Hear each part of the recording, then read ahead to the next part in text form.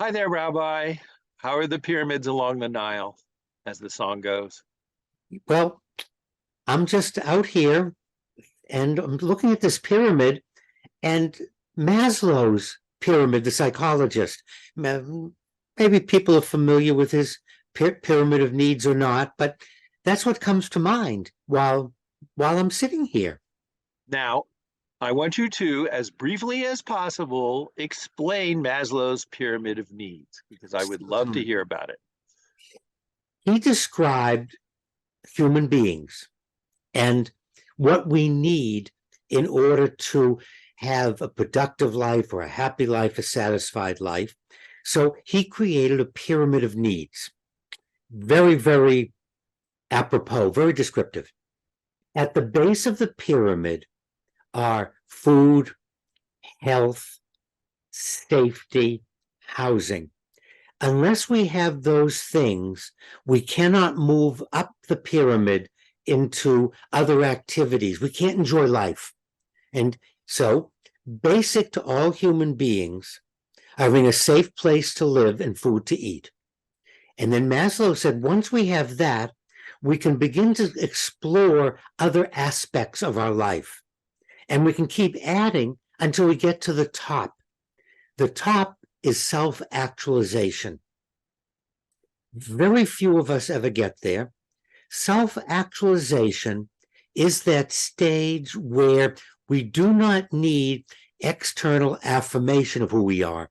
We know who we are, we can accept who we are, and we're happy with who we are.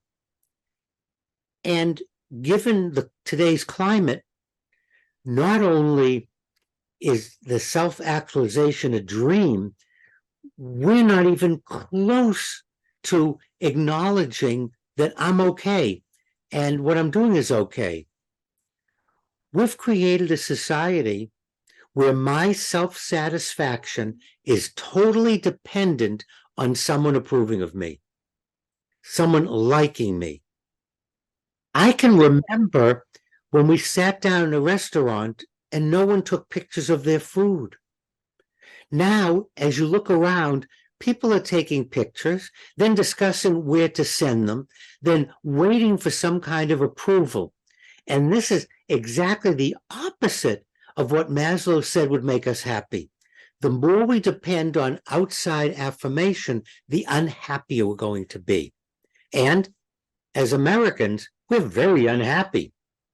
We seem to need likes, and unless we get them, we're very unhappy.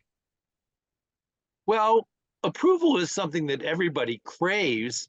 Is it that we need it more, or we've just found a more immediate way to gratify that need? Well, Maslow said we all need some type of affirmation. And he explained that we're never going to get to this idea of self-realization where we're okay. So we're not going to get there. However, we've become so dependent on external on likes. How many followers do you have? How many people will forward whatever it is you're doing? And even a birthday wish. You can't even wish someone, you can't even send a text to a family member saying happy birthday, because what happens if you do, Joe? Then somebody says, "Oh, I love that you said happy birthday." And then somebody else says, "Oh, I love that you love that somebody said happy birthday." And it just seems an endless repetition of, "I said that I like that more than you said that you like that." It is terrifying sometimes. And if you think about it, it goes on with our meals, with our movies.